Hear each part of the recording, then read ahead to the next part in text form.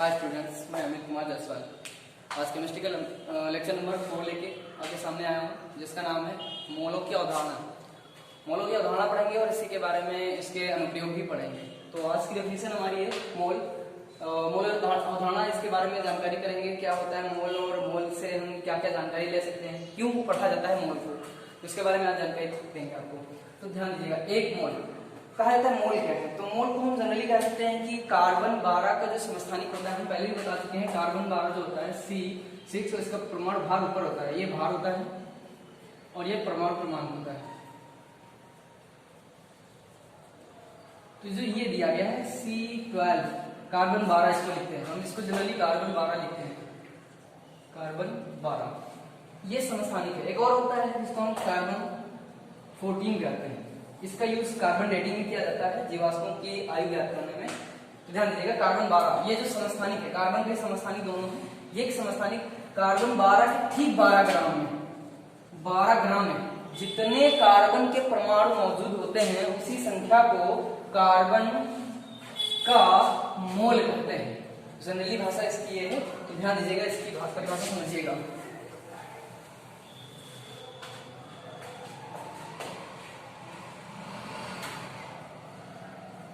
Carbon 12 के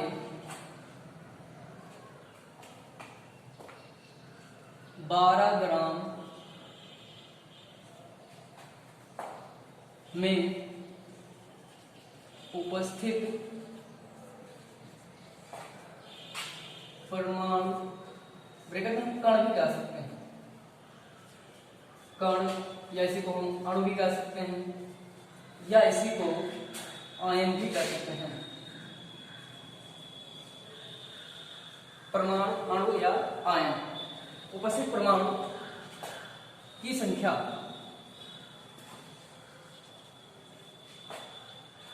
carbon की, या कार्बन समस्थानिक कह सकते हैं, कार्बन समस्थानिक का एक मोल कहलाती है।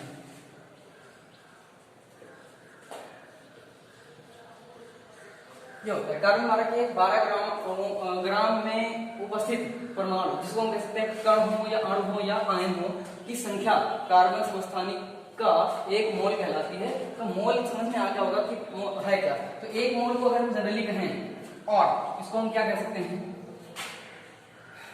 कार्बन 12 का एक मोल बराबर ये होता है 6.022 इंटू 10⁻23 परमाणु। बात करेंगे, अगर कण कह सकते हैं जनरली, कण अगर परमाणु लिए गए हैं तो परमाणुओं की संख्या होगी इतनी ही होगी, 6.022 इंटू 10⁻23। अगर आयन लिए गए तो उनकी आयनों की संख्या कहेंगे। अगर वो मोल हैं तो उसके बारे में बात करेंगे। मोल क्या होता है? एक मोल, अगर बात करें कार्बन 12 के एक मोल बराबर होते हैं 6.022 इंटू 10⁻23 परमाणु। यानी कहने का मतलब यह है कि 12 कार्बन 12 जो होता है परमाणु, इसके एक मोल में कितने परमाणु उपस्थित होते हैं, तो आपको सामने लिखा हुआ है 6.022 इंटू 10⁻23। तो इसी को जनरली हम अवागाड्रो संख्या भी कहते हैं। तो ये परिभाषा हो गई मोल। मोल क्या होते हैं इसके बारे में आप जान चुके हैं। अगर हम किसी अन्य तत्व का एग्जाम्पल लें, मोल होता क्या है, तो मोल जैसे हम कहें एक मोल कार्बन परमाणु, एक या एक मोल दूसरा तत्व ले लें, एक मोल कॉपर परमाणु, कॉपर में एक मोल कॉपर बराबर होता है 6.022 इंटू 10⁻23 परमाणु। उसी तरह का एग्जाम्पल देखें, एक मोल H2, ये अणु है, ध्यान दीजिएगा, अणु बराबर होता है 6.022 इंटू 10⁻23 अणु। जहां पे परमाणु कहे जाएंगे वहां पे परमाणु ही होंगे, संख्या उतनी ही होगी, संख्या में कोई परिवर्तन नहीं होगा। जैसे हम बात करें क्लोरीन, एक मोल क्लोरीन, क्लोरीन अणु ले लेते हैं, ये अणु हो जाएगा। अगर Cl लेंगे तो वो परमाणु हो जाएगा। अणु में कितने हो जाएंगे 6.022 into 10 to power 23 अणु। किसके अणु हो जाएंगे? यहाँ पे लीजिएगा ये H2 के अणु है और ये अणु हो जाएंगे किसके? तो ये Cl2 के। इसे ध्यान रखिएगा। तो इसको कहते हैं जनरली मोल। तो मोल क्या होता है? आई होप ये आपको समझ में आया होगा। और एक मोल जो होते हैं ये परमाणु आयन या मूलक या इलेक्ट्रॉन प्रोटॉन न्यूट्रॉनों की संख्या भी हो सकती है। इस चीज को ध्यान रखिएगा आप लोग। दूसरी हेडिंग हो जाएगी हमारी एवोगाड्रो संख्या।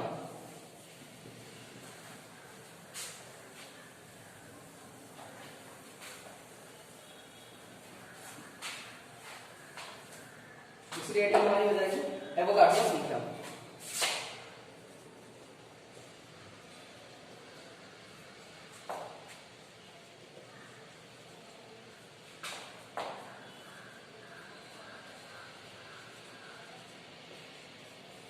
Avogadro number.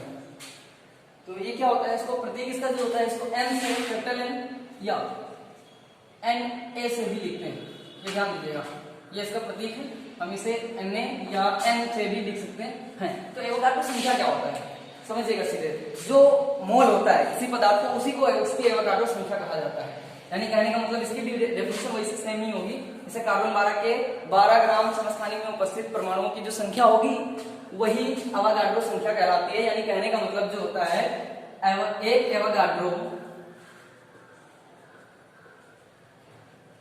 एवोगाड्रो संख्या बराबर 6.022 into 10 to power 23। इसी को हम एवोगाड्रो संख्या कहते हैं या इसी को हम कह लें Na या N। ये होता है। तो एक एवोगाड्रो इसकी परिभाषा क्या होगी उसको भी ध्यान दीजिएगा। तो ये अगर नोट करना चाहें तो इसको नोट कर लिया, पहले परिभाषा लिखिए तब नोट करें।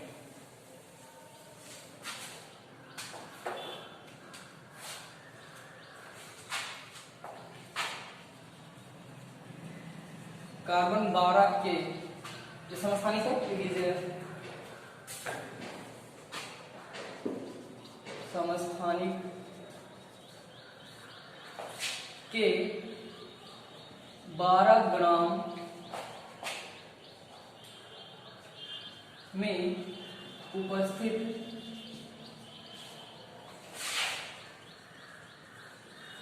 परमाणुओं, यहाँ पे परमाणुओं को हम क्या क्या लिख सकते हैं? अणु, आयन, मूलक,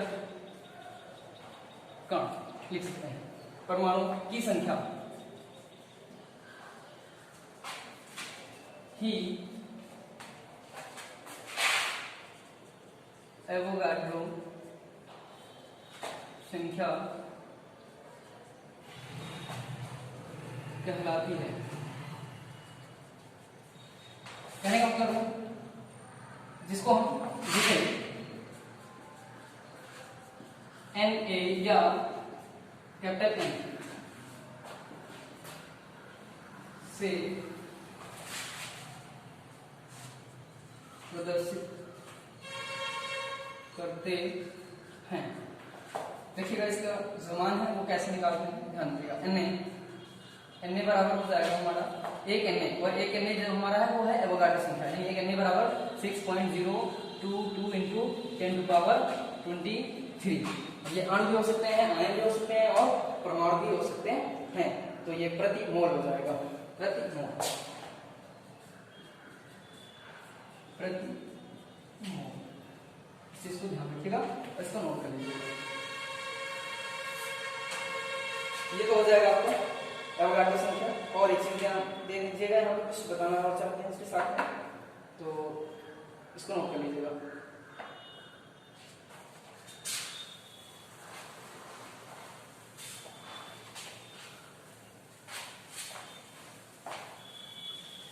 जनरली आपको जानकारी है मोल होते हैं कैसे निकाले जाते हैं। तो आपको पता है परमाणु का भार,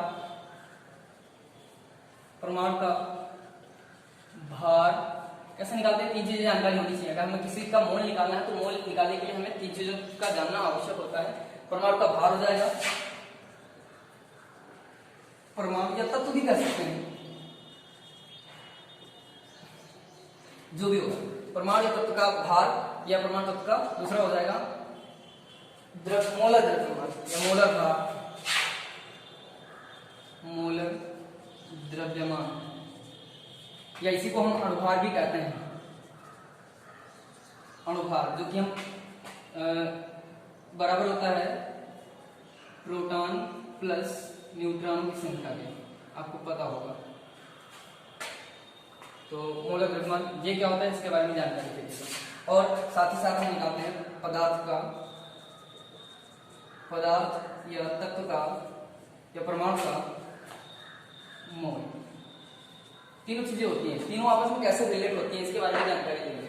तो पदार्थ का भार, जैसे किसी पदार्थ का दे दिया गया है, एग्जाम्पल में भी हम बताएंगे आपको, तीन चीजों का जानना जरूरी होता है। तत्व का भार पता होना चाहिए, जैसे किसी पदार्थ का भार दे दिया गया कि 2 ग्राम है या 4 ग्राम है, जो भी दिया गया है। तत्व का मोलर द्रव्यमान कुछ ना कुछ आपको पता होगा, क्योंकि आप आदर्श वाणी जब पढ़ते हो तो उसमें तत्व का प्रतीक, जैसे एग्जांपल हम बताएं, हाइड्रोजन आपने देखा होगा तो हाइड्रोजन का प्रतीक यहाँ पर लिखा होगा या इसके ऊपर एक लिखा होता है, इसके नीचे HYDROZGN होता है और इसके नीचे समथिंग इसका प्रमाण कुछ लिखा होता है, वो आपने देखा होगा। तो ये जो लिखा होता है आदर्श वाणी में तत्व के प्रतीक और उसके नीचे जो संख्या लिखी होती है दशमलव में भी जो होती है, इसे हम परमाणु भार ही कहते हैं। परमाणु भार नहीं, अणुभार कहते हैं। तत्व का अणुभार होता है। तो इसी संख्या को हमें जानना जरूरी होता है। कुछ तत्वों के हम आपको बताएंगे अणुभार कौन कौन से होते हैं, किनके क्या होते हैं, इनको जानना अति आवश्यक होता है। तो ध्यान दीजिएगा, कुछ तत्वों के अणुभार बताते हैं हम आपको, या आप साइड में नोट कर सकते हैं।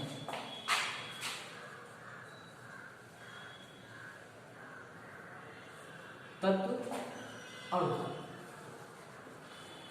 जैसे हम हाइड्रोजन की बात करें तो हाइड्रोजन का अणुभार 1 होता है।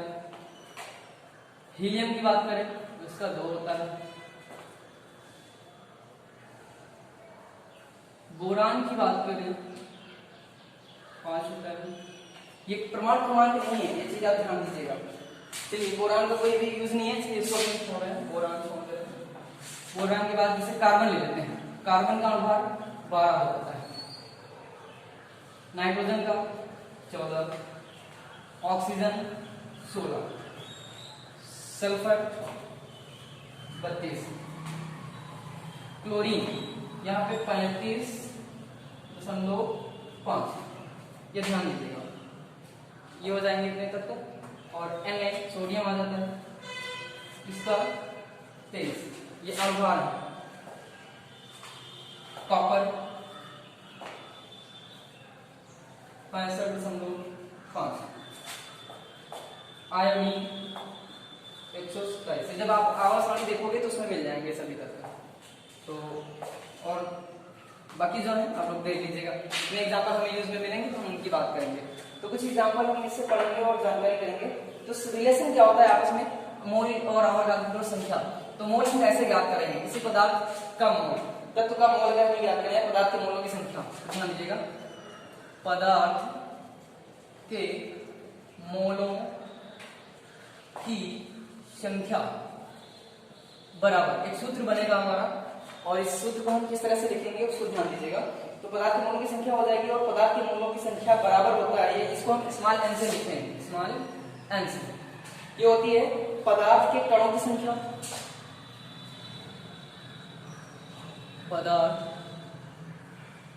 का भार लिख सकते हैं, पदार्थ का भार बटे पदार्थ का अणुभार, और इसको हम स्मॉल n से लिखते हैं और इसको हम लिखेंगे कैपिटल M से। तो हमारा जो फॉर्मूला बन जाएगा स्मॉल n बराबर स्मॉल m अपान कैपिटल M। ये चीज ध्यान रखिएगा, ये होते हैं मोलों की संख्या निकालने का सूत्र। और यहीं पर अगर हमें मोलों की संख्या के साथ हमें किसी पदार्थ के एक मोल में कितने अणु उपस्थित हैं उसकी संख्या निकालनी है, कितने परमाणु उपस्थित हैं, अगर ये संख्या हमें निकालनी है तो हम क्या करते हैं, तो ध्यान दीजिएगा।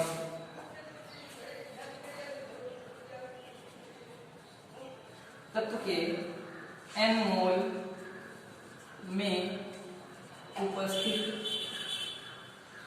या x ले लेते हैं, यहाँ पे n कंफ्यूज ना होइएगा, x मोल ले लेते हैं, कोई x मोल या n मोल, यहाँ पे n मोल ये है, अगर आपको समस्या ना हो कोई, तो यहाँ पे 1 2 3 कोई भी मोल हो सकते हैं, 0.1 मोल हो सकता है एग्जाम्पल के तौर पे, कोई भी मोल हो सकता है, इसको ध्यान रखिएगा। तो हमने x मान लिया, तत्व के x मोल में उपस्थित परमाणु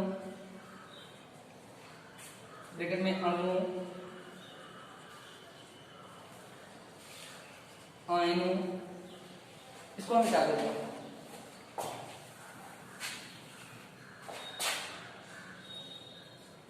की संख्या, इस मोल में उपस्थित अणु की संख्या बराबर, ध्यान दीजिएगा क्योंकि हमें मोल जो दिए गए हैं वो मोल हमें यहां से मिल जाएंगे और इसका गुणा हम किससे कर देंगे, तो जो हमारा मोल एक दिया गया है उसी से, तो मोल हमारा यानी पदार्थ का मोल, पदार्थ का मोल जितना भी दिया गया होगा, यहाँ पे x मोल जैसा दिया गया है 2 दिया गया है, 3 दिया गया है, 0.1 दिया गया है, 0.02 दिया गया है, जो भी दिया गया होगा आपको एक उठा के रख देना है यहाँ पे पदार्थ का मोल जितना भी होगा और इसका गुणा कर देंगे गुणे Na। आपको पता है Na क्या है, Na एक अवगाड्रो संख्या है और इसका मान Na का मान जहां Na बराबर नियतांक होता है, इसका एक नियतांक होता है और जो कि होता है 6.022 into 10⁻23। आई होप ये समझ में आया होगा आपको, इसको कंफ्यूजन होइएगा इसको बोलना। यहाँ पे जितने भी मोल होंगे उस पदार्थ का मोल रखेंगे गुणे Na और हमें तत्व या परमाणु या अणु या आयन की संख्या मिल जाएगी। एक एग्जांपल देखेंगे और एग्जांपल से करेंगे कि क्या होता है। तो ये आई होप कि आपको समझ में आएगा और ये आपको डेफिनेशन, अगर इसकी डेफिनेशन डालना चाहें, हेडिंग डालना चाहें तो पदार्थ के मोलों की संख्या, पदार्थ का भार और अणुभार में संबंध, ये हेडिंग डाल सकते हैं। इसको नोट कर लीजिएगा, ये 3 चीजें आपको सिर्फ पक्षांतर करके ही आपको किसी एक चीज का मान निकालना होगा, या तो मोलों की संख्या निकालना होगा या भार की या फिर अणुभार की। तो इनमें से अगर कोई भी भार दिया गया, कोई भी संख्या दी गई है तो हम इससे निकाल सकते हैं। और अगर यहीं पे परमाणुओं की संख्या अगर निकालनी है, इनके मोलों के साथ साथ, अगर ये तो मोल निकालने का सूत्र है, अगर मोल को हम गुणा कर दें, ये देखिए पदार्थ का मोल गुणे Na, अगर इसको अवगाड्रो संख्या से गुणा कर दें तो कितने परमाणु उस पदार्थ में उपस्थित हैं वो निकल के हमारे सामने आ जाएंगे। एक एग्जाम्पल के तौर पर समझेंगे और एक चीज की जानकारी देना चाहेंगे, 1 मोल इलेक्ट्रॉन जो होते हैं, ध्यान दीजिएगा,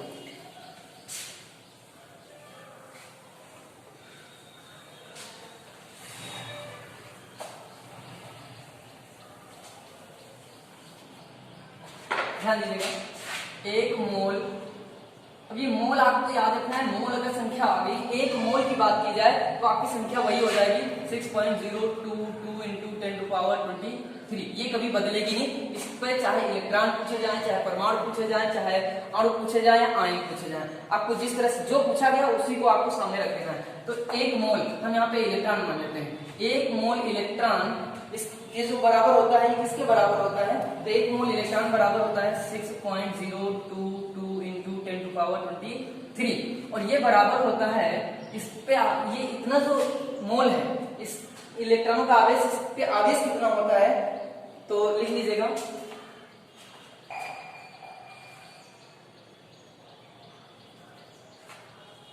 इलेक्ट्रॉनों पर आवेश बराबर, इस पर कितना आवेश होता है, 1 मोल इसके बराबर है और इस पर आवेश जो होता है वो किसके बराबर होता है, तो ये होता है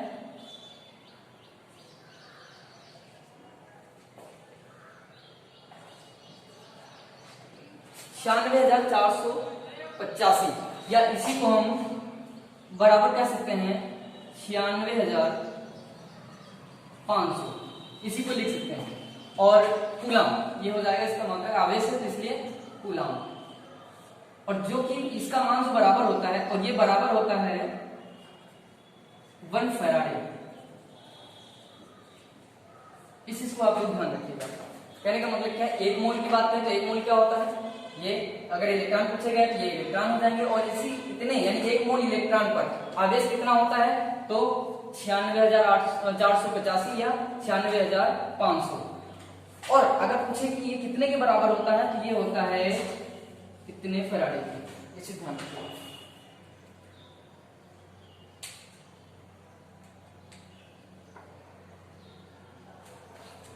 ये विद्युत आवेश होता है, ध्यान रखिएगा।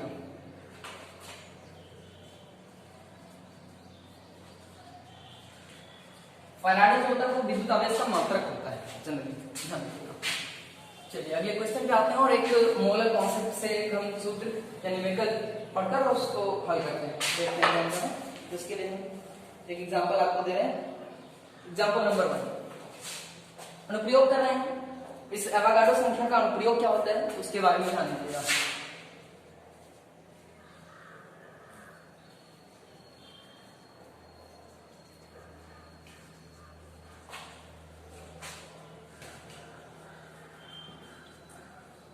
एवोगाड्रो संख्या के अनुप्रयोग क्या होता है, इससे हम ये जानते हैं कि पदार्थ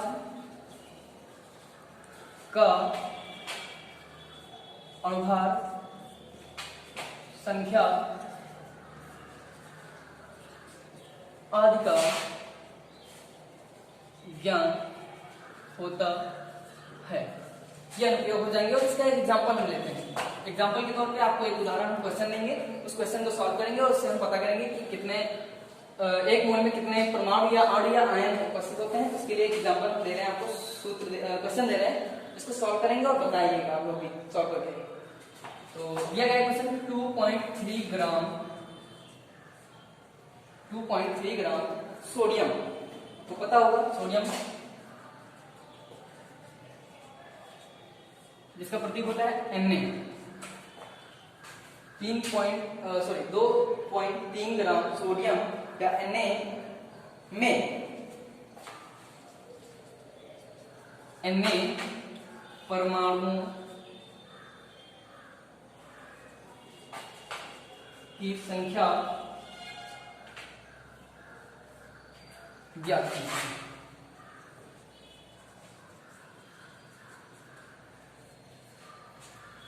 इसको सॉल्व करेंगे, कैसे सॉल्व करेंगे, इसके आंसर कैसे लाएंगे। हमसे पूछा क्या गया है और दिया क्या गया है। हमें भार दिया गया है पदार्थ का और पदार्थ के परमाणुओं की संख्या पूछी हुई है। तो परमाणुओं की संख्या हमने बताया, परमाणुओं की संख्या ज्ञात करने का एकमात्र सूत्र है। तो फिर से एक बार सूत्र लिख दे रहे हैं। अणु आयनों या परमाणु की संख्या बराबर, कैसे याद करते हैं ध्यान दीजिएगा। तो हो जाएगा पदार्थ का भार बटे अणुभार गुणे पूरे का जितना आएगा उसको गुणा कर देंगे हम n क्या है, एवोगाड्रो संख्या आपको पता है। तो इस फार्मूले का यूज करते हैं हम करके इस क्वेश्चन का आंसर निकालेंगे। और आप लोग को पता होगा कि भार कितना दिया गया है, तो देखते हैं। और इसे लिखते किसे हैं ये तो पता ही है। तो मोनों की संख्या इसको ऐसे ही लिखेंगे, बराबर स्मॉल m और capital M, small m upon capital M into n। ये फार्मूला हमारा जनरली यूज होगा। तो यहाँ पे दिया क्या है, तो दिया हुआ है क्वेश्चन में क्या दिया हुआ है उसके बारे में ध्यान देंगे।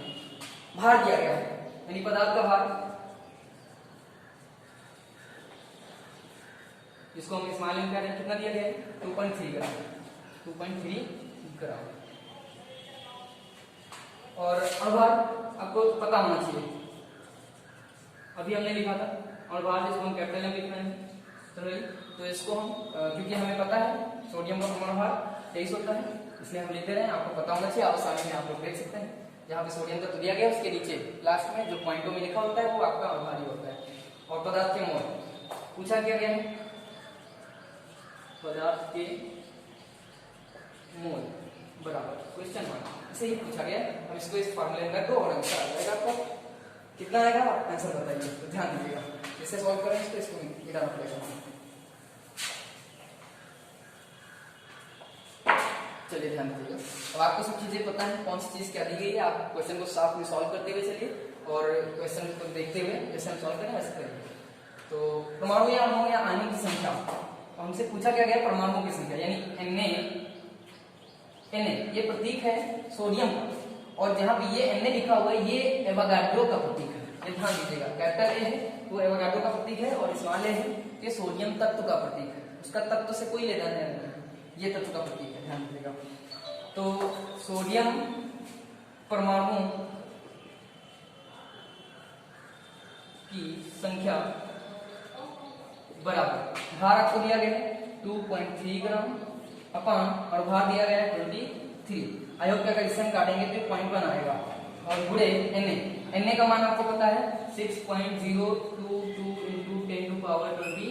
इसको सॉल्व कर लीजिए, इसको काटेंगे ये 0.1 आएगा, 0.1 इंटू 6.022 इंटू 10 टू पावर 23। 0.1 क्योंकि यहाँ पे पॉइंट लगा होगा, पॉइंट हटाएंगे तो सीधे एक घात में आंसर आ जाएगा और ये हो जाएगा 6.022 इंटू 10 टू पावर 22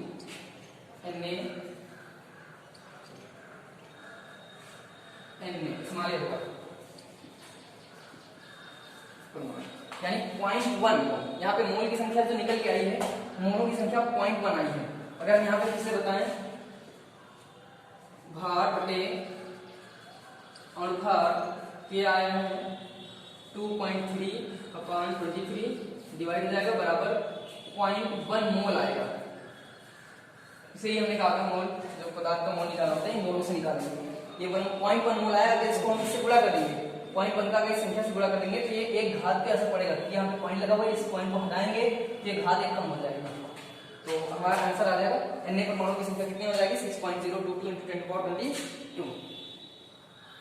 सॉल्व करिएगा।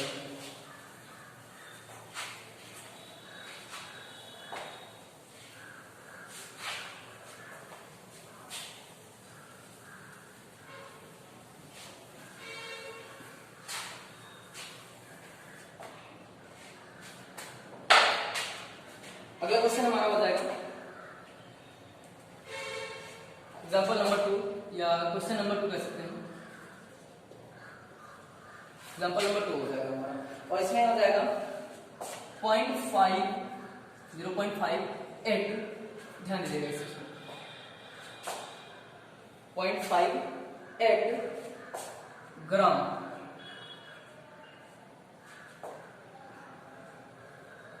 NaCl में Cl माइनस। आई होप कि आप सब समझ में आ रहा होगा। चलो अभी बता रहे हैं। NaCl में Cl माइनस ये आयन कहलाते हैं। आयनों की संख्या ज्ञात कीजिए। थोड़ी सी प्रॉब्लम आपको आनी चाहिए, बस ज्यादा नहीं। तो हमारा सूत्र वही हो जाएगा, आयनों की संख्या पूछ रहा है, पदार्थ के आयनों की संख्या बराबर पदार्थ का भार बटे पदार्थ का अनुभार गुणे Na। अब अगर यहाँ पे ध्यान दीजिए, जब कभी आपको इस तरह से दिया जाए कोई पदार्थ पूरा दिया जाए, क्योंकि आपको पता है NaCl क्या है, NaCl हमारा एक लवण है और इस पूरे पदार्थ का अनुभार यहाँ पर दिया गया है, इतने ग्राम NaCl दिया गया है। इस बात हमें अलग अलग परमाणु भार पता होना चाहिए। तो ये आपका सॉल्व करने के लिए क्वेश्चन हो जाएगा, यहाँ से लिखते हैं सॉल्व। कैसे सॉल्व करते हैं ध्यान दीजिएगा। तो इसके लिए अगर हम बात करें NaCl, ये NaCl अगर हम इसको तोड़ें तो ये टूट जाएगा आयनों में, Na प्लस और साथ में बनेगा Cl माइनस। इसका एक इलेक्ट्रॉन ये लेके चला जाएगा, इस प्लेस पर माइनस से आ जाएगा। अब आपको पता है एक NaCl में आयन कितने बन रहे हैं Na के, और आयन कितने बन रहे हैं Cl माइनस के। तो एक ही Na प्लस बनेगा और एक ही NaCl माइनस बनेगा। प्लस चार्ज पे आगे क्योंकि इसका इलेक्ट्रॉन चला गया, इस पे माइनस आ गया क्योंकि इसने इसका इलेक्ट्रॉन ले लिया है। Cl के पास माइनस है, Cl के पास एक एक्स्ट्रा इलेक्ट्रॉन आया हुआ है, किसका है वो सोडियम का है। इस चीज को समझिएगा।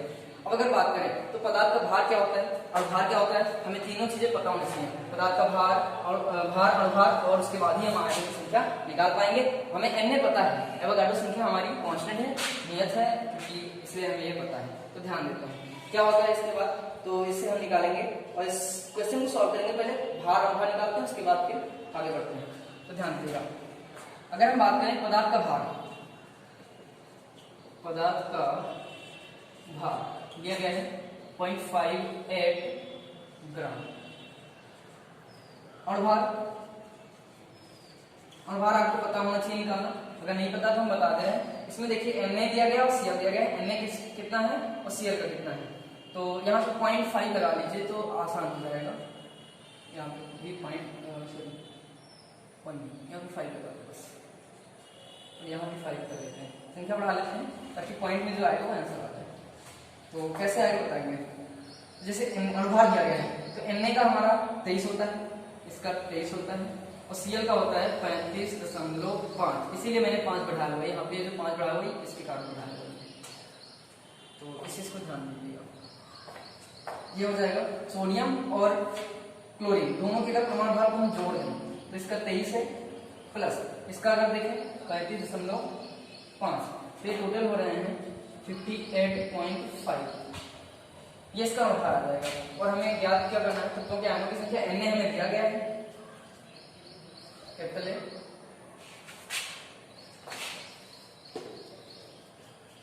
Na हमें दिया गया है 6.022 into 10 to power 23, और हमें ज्ञात क्या करना है पदार्थ में Cl माइनस आयनों की संख्या हमें ज्ञात करना है, क्या यहाँ नहीं लिखते हैं, ये हम अगले सूत्र में लिखेंगे। Cl माइनस आयनों की संख्या जिस आयन की ज्ञात करनी है, अगर Na कहता तो हम Na के रख देते हैं, अगर Cl कहता तो हम Cl के लिए निकाल देते हैं। ध्यान दीजिएगा कैसे निकालते हैं। आई होप कि इतना समझ में आ गया होगा। आप आयन निकाल सकते हैं यहाँ से, इसको निकालें।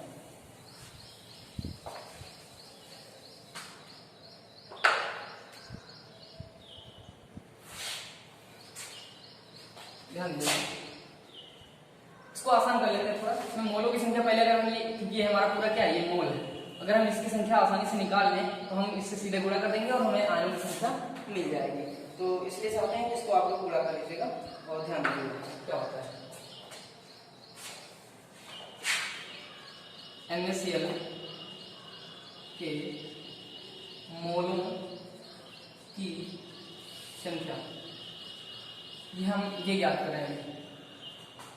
भार क्या है भार, तो हम इसका भार कितना है हमें पता है, दिया गया है 0.585 अपान 58.5। अब जैसी बात है ये अंदर इसका कितना आएगा, तो इसका जब इसको क्रॉस करोगे तो ये आंसर आ जाएगा 0.001 मोल आएगा। क्यों? क्योंकि आपको पता है जब इसके पॉइंट इधर बढ़ाओगे आप इधर 1 2 3 अंक ले जाओगे तो इसके पॉइंट इधर बढ़ जाएंगे और हमें जब क्रॉस करना होगा तो पॉइंट में आंसर आएगा। आपको इसको काट के बता सकते हैं, देख लीजिएगा कैसे कटेंगे। 58.5 और इधर है 0.585। अगर हम दशमलव भूल जाए कहाँ पर है तो हम सीधे इसको एक बार में काट सकते हैं, लेकिन यहाँ पर दशमलव 2 अंक बाद है, यहाँ पर 1 है, तो अंतर कितना है 2 का है, इसलिए हम दशमलव भी 2 अंकों के बाद लगाएंगे। ये आंसर आ जाएगा 58.5 और ये क्रॉस हो जाएगा 0.01 हो जाएगा। और ये जो मोल आएगा ये हमारा मोल हो जाएगा। तो हमने अभी ज्ञात किया हुआ है, हमें सिर्फ इतने का मान ज्ञात हुआ, ये पदार्थ का भार और पदार्थ का अनुभार, इसको हम गुणा कर देंगे Na से। लेकिन कब हमें ज्ञात क्या करना है, पहले उसको एक बार और ध्यान से देखते हैं। पदार्थ का मोल समझ में आ गया होगा, पदार्थ का मोल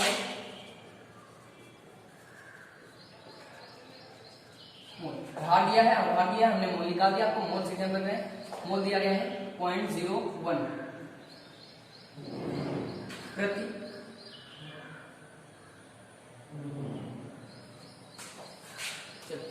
मोल ही होगा, प्रति मतलब नहीं है। तो ध्यान दीजिएगा। अब इसको प्रमाण में Cl माइनस हमसे पूछा है Cl माइनस आयनों की संख्या, अब तोड़ के देख लेते हैं। एक NaCl अगर टूटा उसमें कितने Cl होते हैं, तो एक Na बनेगा प्लस में और एक ही Cl बनेगा माइनस में, क्योंकि एक NaCl में एक ही Cl माइनस है, इसलिए हमें सीधे Cl माइनस से गुणा कर देना। जितने Cl प्राप्त हुए हैं उतने से गुणा हो जाएगा।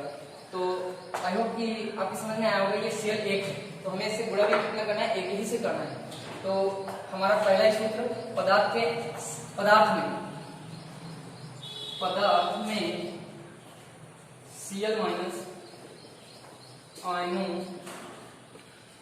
की संख्या बराबर मोल निकल के आ गए हमारे 0.01 दिया गया है 0.01 और बुरे Na हमारा दिया गया है। Na का मान हमें पता है 6.022 into 10 to power 23। और जब इसको हम मल्टीप्लाई करेंगे तो आपका आंसर निकल के आ जाएगा, क्योंकि एक से गुणा होना है और दो अंक घात पे है, दो घातों पे असर आ जाएगा सीधे। यहाँ पे पॉइंट दशमलव दो अंकों के आगे है, इसलिए दो घातें यहाँ से घट जाएंगी, तो इसका आंसर 1 होगा, तो आंसर इसका वही रहेगा। तो 6.022 इंटू 10 टू पावर, दो घातें कम पड़ जाएंगी, तो ये 21 हो जाएगा Cl माइनस आयन।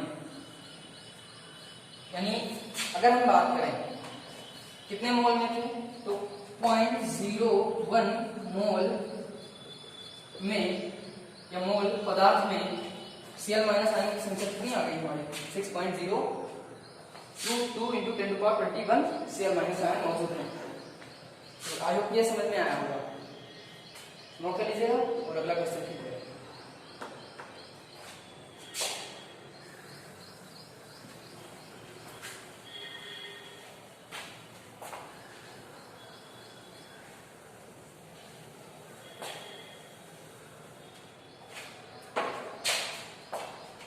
तीसरा हो जाएगा एग्जांपल नंबर 3।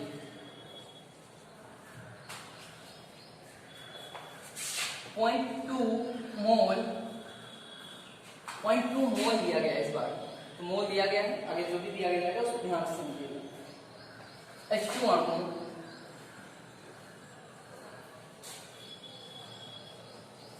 में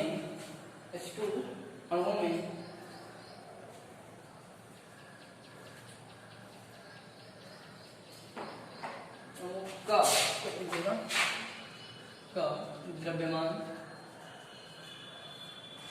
H2 अणुओं का द्रव्यमान और उसमें उपस्थित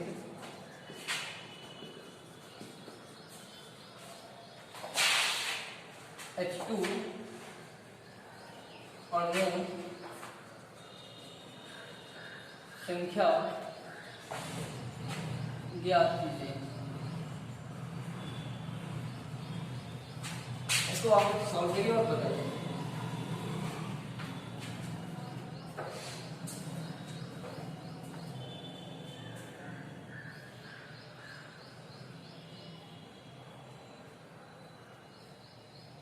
चलिए ध्यान दीजिएगा, सॉल्व करते हैं इसको। मोल दिए गए हैं और H2 अणुओं की संख्या पूछे गए। पहले यहाँ H2 अणुओं की संख्या, जाहिर सी बात हमें H2 अणुओं की संख्या कैसे ज्ञात करना है। अब H2 अणु दिए गए हैं तो अणुओं को ही रखना है, ध्यान दीजिएगा। तो अणुओं की संख्या कितनी हो जाएगी, और एटम संख्या वही रखनी पड़ेगी, और ध्यान दीजिएगा। तो हमें दिया क्या गया है, पदार्थ का द्रव्यमान स्मॉल m है, आपको पता है दिया गया है कितना है, पॉइंट। द्रव्यमान ज्ञात करना है, द्रव्यमान ज्ञात करना है, इसमें उपस्थित अणुओं की संख्या। तो हमें पदार्थ का भार देना होगा, पदार्थ का भार ज्ञात होना चाहिए, भार तो ज्ञात करना है, और भार पदार्थ का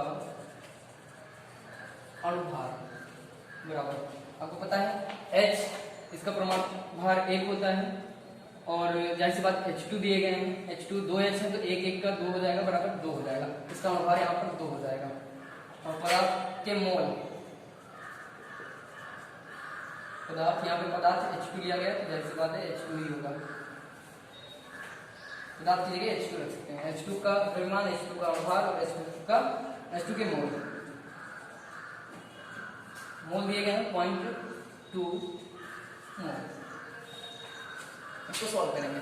हमें सूत्र क्या दिया गया है, पहले हम द्रव्यमान निकालना जानते हैं, और द्रव्यमान हमें पता है कि पदार्थ का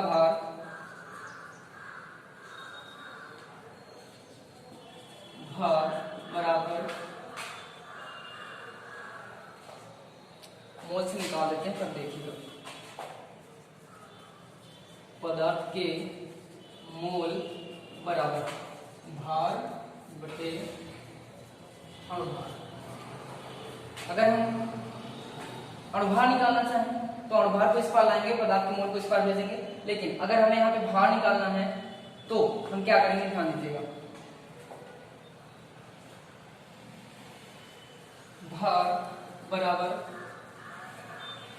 अणुभार गुणे पदार्थ के मोल, बस कुछ अंतर कर देंगे और हमारा आंसर आ जाएगा। अब हमें दिया क्या है, भार हमें निकालना है, द्रव्यमान दिया गया है, द्रव्यमान या इसको हम भार कहते हैं, चाहे द्रव्यमान कहें या भार कहें। अगर हमें इसे निकालना है तो हम इससे रख सकते हैं। और भार हमें दिया गया है 2 दिया गया है और मोल दिया गया है 0.2, तो हमारा 2 गुणे 2 बराबर 4, ये आपका भार हो जाएगा, पदार्थ का भार या H2 का भार, ग्राम लिख लीजिए 10।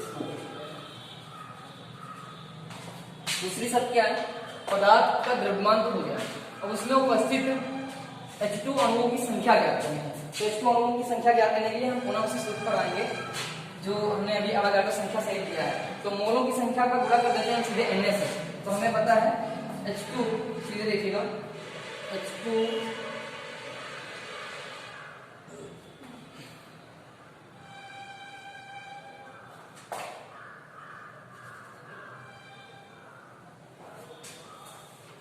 0.2 मोल H2 में